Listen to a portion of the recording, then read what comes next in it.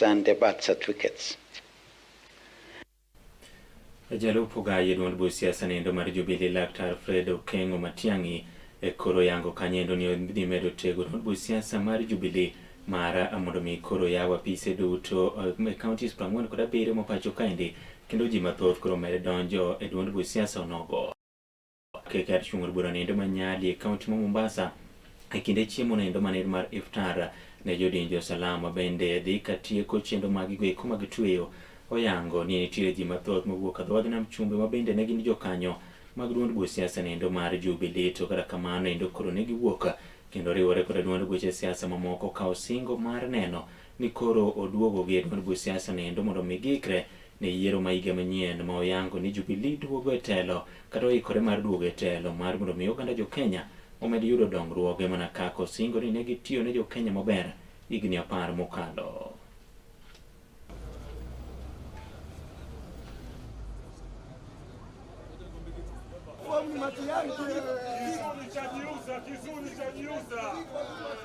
Tuko na mpango wa kufungua ofisi za Jubilee katika kila kaunti hapa Pwani, kwa sababu Jubilee ilikuwa na viongozi na wafuasi wengi huku mbeleni.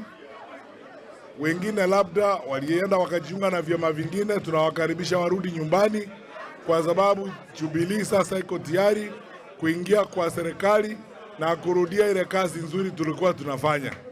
Kazi ya Jubilee inaonekana kuanzia Dongo Kundu, kuanzia kazi yetu ya blue economy na kazi yetu ya usalama pande hii ya Pwani inajulikana na inaonekana. Sisi tunataka kurudi kwa serikali ili tuendelee na ile kazi nzuri tulikuwa tunafanya kwa serikali. Na tunawaomba tafadhali mujisajili kwa kura, muingie katika chama cha Jubilee, tushirikiane pamoja, tuhakikishe kwamba tumebadilisha uongozi wa nchi yetu. Mwisho kabisa, wale vijana ambao tumeongea nao hapa na viongozi wengine, tumeitikia mwito wenu. Tutapanga mkutano wa vijana hapa, tutapanga mkutano wa akina mama hapa, na pia tutapanga mkutano wa viongozi wa mashinani wote kuzungumzia mambo yetu ya wiki. Ninawahakikishia tutarudi hapa, tufanye mkutano, tujipange katika uchaguzi ambao unakuja.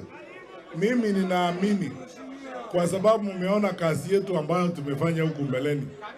Nyinyi wote kama sisi mnadhamani kupata uongozi ule wa Jubilee ambao unazingatia maendeleo ya taifa letu la Kenya.